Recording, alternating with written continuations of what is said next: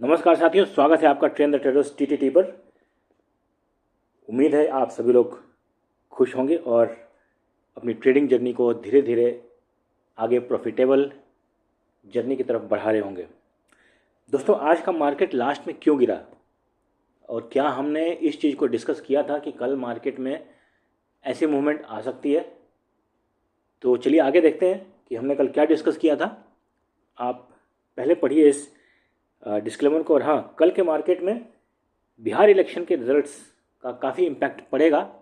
इसके कई सारे सिचुएशंस हो सकते हैं। सो यह सब हम आगे डिस्कस करेंगे। तो आप पढ़िए इस डिस्क्लेमर को। आपने पढ़ लिया होगा। चलिए अब देखते हैं कि हमने कल क्या डिस्कस किया था।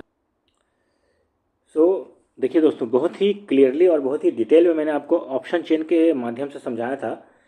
बाकी चाहे मीडिया में और इधर उधर कि बाकी बातों में कुछ भी बताया जा रहा हो, लेकिन असली चीज़ होता है, मैंने आपको क्या बताया, प्राइस है।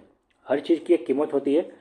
और इसमें देखिए कि मैंने कल बताया था कि सिंथेटिक फीचर्स 50-55 पॉइंट ज़्यादा है और प्रीमियम्स को मैंने बताया था कि 148 प्रीमियम है और 25,900 पर अभी मार्केट है। और एक्सपायरी के दिन तक 26,050 तक अगर मार्केट है तब भी ये सेफ है।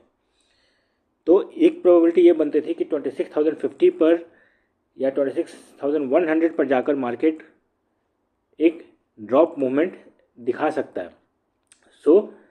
अब ये देखिएगा कि मार्केट जो है ने आज कहाँ से रिवर्स लिया है। तो चलिए आगे बढ़ते हैं। अब देखिए, पहली चीज़ तो एक स्टेट इलेक्शन पे मार्केट ने इतना ज़्यादा मूवमेंट दिखाया है ऊपर, और फिर उसके बाद वहाँ से नीचे भी गया है। तो आप समझ सकते हैं कि बिहार के जो इलेक्शंस हैं उसकी क्या इंपॉर्टेंस है। और आगे जाके फिर अब देखिए, मैं आपको इतना ज़ोर इसलिए दे रहा हूँ कि ये इलेक्शंस आते रहेंगे तो आपको इस तरीके से सीख लेनी है। इस मार्केट में जो लोग प्रॉफिटेबल बनकर नहीं जा रहे होंगे वो देखिए, पहली बात तो इस मार्केट में ना डायरेक्शनल ट्रेडिंग आप मत करिए, हेजिंग के साथ करिए, आपको दोनों तरफ से प्रॉफिट मिलेगा। और ये अगले महीने फिर जब यूपी के इलेक्शंस होंगे तो उसमें भी ये सिचुएशंस आ सकती। इस तरीके से मैं आपको इंडिकेट करना चाह रहा हूँ, आपको बताना चाह रहा हूँ कि कभी भी एक तो ब्लाइंडली ट्रेड मत कीजिए, और हेजिंग जो मैंने आपको सिखाया है इस पर आप जोड़ दीजिए। मैं हेजिंग में दोबारा एक बार इस पर फिर से आपको एक वीडियो वीकेंड्स में डालूंगा, सो दैट कि आप लोग इसको दोबारा एक बार प्रैक्टिस करके और अपनी ट्रेडिंग को कंटिन्यू कर सकते हैं। अब बात करते हैं बिहार के इलेक्शंस की। तो देखिए, 3 सिनेरियो हो सकता है। या तो फिर आपकी जो है एनडीए गवर्नमेंट फुल मेजोरिटी के साथ आ जाए, जैसे एग्जिट पोल पर बताया जा रहा था। और साथ ही मैंने आपको कल की वीडियो में ये भी बताया था कि नेशनल इलेक्शन के समय भी ऐसे ही मार्केट को खूब बबल कर दिया गया था और इलेक्शन के दूसरे दिन रिजल्ट के बाद मार्केट धड़ाम से नीचे गिरने लगा था। इसलिए बोल रहा हूँ कि अलर्ट रहिएगा थोड़ा, और ब्लाइंडली कहीं भी ट्रेड को मत कीजिएगा, लेवल बेस्ड ट्रेडिंग कीजिएगा। क्योंकि मार्केट जब निकलेगा तो एक लेवल के पास आकर उस कहीं ना कहीं जो लोग एक पर्टिकुलर लेवल पर ख़रीदते हैं वो कहीं ना कहीं जाकर बेचेंगे, मार्केट गिरेगा। ठीक है दोस्तों। हाँ, तो हम बात कर रहे थे कि एनडीए अगर फुल मेजोरिटी में आ जाए तो मार्केट में कल फिर से एक बुलिश मूव देखने को मिल सकता है। नंबर 2 है कि अगर महागठबंधन आ जाए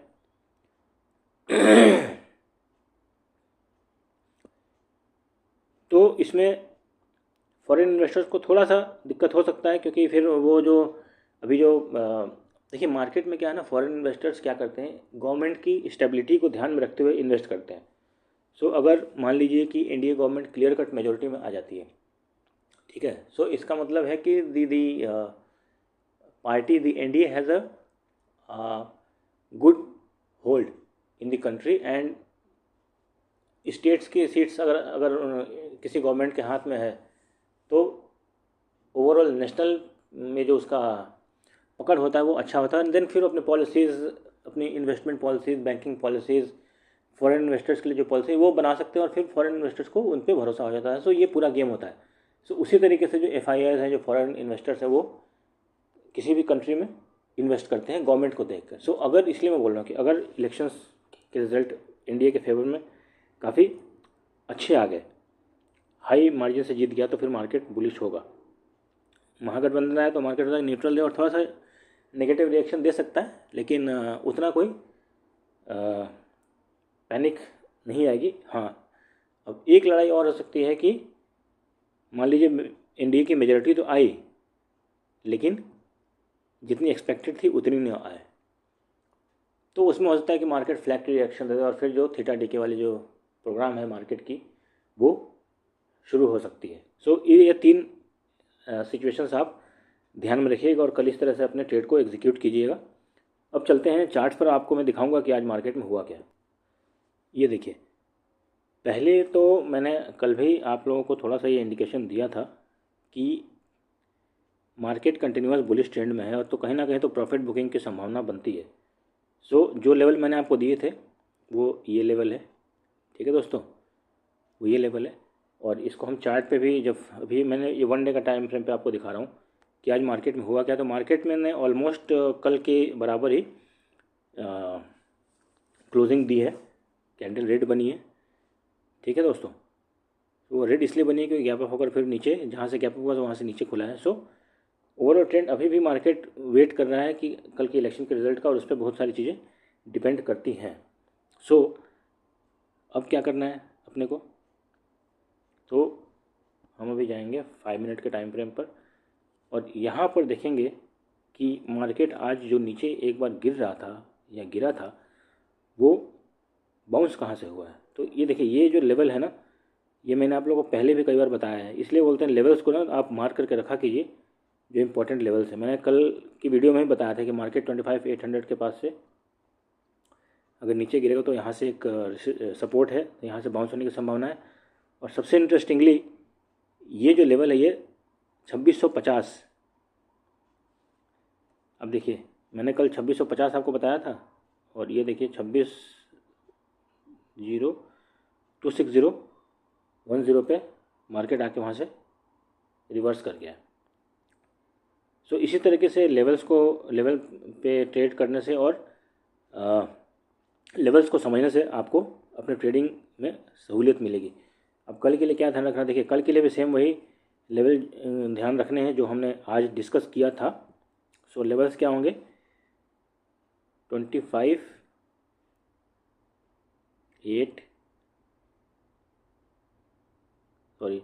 आज हम ऐसा कर 25,900 से ओके 25,850 से 25,930 ये लेवल आप पकड़ लीजिए।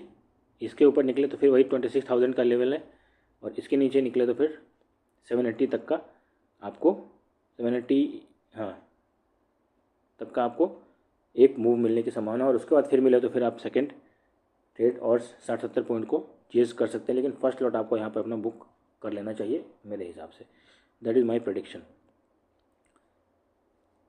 अब देखिए, अगर कल भी मार्केट में इसी तरीके से बुलिश मोमेंटम रहा तो हो सकता है कि कल दिन भर मार्केट बुलिश मोमेंटम में आए और फिर लास्ट में फिर से वही प्रॉफिट बुकिंग वाली कहानी शुरू हो। सो जो लोग रैली मिस कर गए हैं वो उस रैली को पकड़ने की कोशिश मत कीजिएगा। आपको डे एंड में हो सकता है कि 2:30 बजे के बाद एक आपको ट्रेड के रिवर्सल का मिले। रिवर्सल का लोकेशन क्या होना चाहिए, क्या जगह हो सकता है रिवर्सल, 26,100 यहाँ पर मार्केट जाके एक रिवर्सल दे सकता है। और अगर यहाँ सस्टेन कर गया तो फिर ऑल टाइम हाई की तरफ मार्केट निकलेगा। ठीक है दोस्तों, तो ये ओवरऑल बड़ा पिक्चर कल के लिए आप ध्यान रखिएगा क्योंकि कल थोड़ा सा दिन बड़ा है और काफ़ी वॉलेटाइल रहने की संभावना है मार्केट को। ओके सेंसेक्स, तो सेंसेक्स में क्या लेवल ध्यान रखना है आपको, 84,400 84,600 जिस तरफ निकले 200 पॉइंट्स को ध्यान में रखते हुए अपने ट्रेड को एग्जीक्यूट कीजिएगा। और फिर निफ्टी के लिए भी जो लेवल्स हैं उसी हिसाब से आप इसको भी कर लीजिएगा। ठीक है दोस्तों, क्योंकि सेंसेक्स में 85 अगर निकला तो फिर 85,500 एक साइकोलॉजिकल जोन है जहाँ से कि मार्केट में रिवर्सल का एक चांस बन सकता है। चलते हैं बैंक निफ्टी के चार्ट पे। बैंक निफ्टी में 58,300 से 58,500 जिस तरफ निकले 150 पॉइंट्स और इधर 150 पॉइंट्स चेंज कर लीजिएगा। और अगर कल निफ्टी बुलिश मोमेंटम में रहता है तो बैंक निफ्टी भी बुलिश मोमेंटम में रहने की संभावना। बैंक निफ्टी का जो रेसिस्टेंस जोन जो आज जो है वो वहाँ तक आपको टारगेट को लेके चलना है 600 पे एक बड़ा ही अच्छा डाउनफॉल आज आया था। तो ये आप लेवल्स पे अगर ट्रेड करेंगे तो आप सही डिसीजन ले पाएंगे। सो उम्मीद है मेरी एनालिसिस आपको कल बहुत ही हेल्प करेगी, जैसे कि आज के एनालिसिस ने हेल्प किया है। काफ़ी लोगों के फीडबैक मुझे मिला है। सो दोस्तों, इसी तरह से आप एनालिसिस को सुनते रहिए और सीखते भी रहिए साथ में। और सीखने के लिए अगर किसी को इंटरेस्टेड जो कि जल्दी सीखना चाहते हैं तो ये आपको एक क्लासेस हैं, मिनिमल फ़ी है 199 rupees per week and 599 rupees per month. उसके अलावा trading strategy, use of AI और डेली एनालिसिस, ये सब आपको इसी पैकेज में मिलता है। सो मेरे हिसाब से ये पैकेज कोई ज़्यादा नहीं है और ये फ़ीस को इसलिए रखा गया ताकि सीरियस लर्नर्स इसमें आए। और ये फ़ीस जो है आपके महीने भर से पहले में ही आपके वापस आपके प्रॉफिट के जरिए आपको वापस हो जाते हैं। सो मेरे हिसाब से ये फ़ीस जो है वो रिजनेबल है और आपको काफ़ी हेल्प मिलेगी। अगर आपके कोर्स लेते हो तो काफ़ी सारी चीज़ें सीखने को मिलेगी अदर देन स्टॉक मार्केट भी। सो देखा जाए तो हमने ये फीस स्टॉक मार्केट क्लासेस के लिए नहीं, हमने ये मार्केटिंग और बिजनेस टिप्स एआई की क्लासेस के लिए और डेली एनालिसिस कैसे करते हैं इसके लिए हमने ये फ़ीस रखा है, क्योंकि काफ़ी मेहनत करके ये और काफ़ी रिसर्च करके सारी चीज़ें ये इसमें बनाई गई हैं। सो आप एक बार ज़रूर ट्राई करें। उम्मीद है कि आपको ये कोर्स काफ़ी बेनिफिट देगा। सो तब तक के लिए ख्याल रखें, खुश रखें। Happy trading, happy learning, and like, share, subscribe and comment on the channel please. Thank you so much for watching.